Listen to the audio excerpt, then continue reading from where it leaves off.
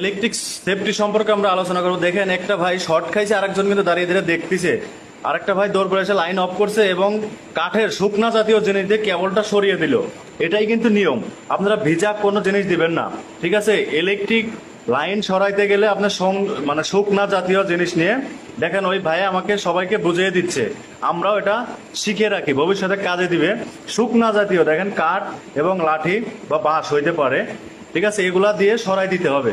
সরাই দেওয়ার পরে কি করতে হবে, আমাদেরকে পাঞ্চ করতে হবে। এই পাঞ্চটা কোথায় করতে হবে দেখে নেন। এইভাবে কিন্তু আমাদের পাঞ্চগুলো করতে হবে, যাতে শুকনো হাতের উপর হাত রেখে করের ভিতরে মানে আঙ্গুল ঢুকে দিয়ে তারপরে কিন্তু কি হতে পাঞ্চ করতে হবে। দেখেন, পাঞ্চ করার পরে সে কিন্তু স্বাভাবিকভাবে চলে আসবে।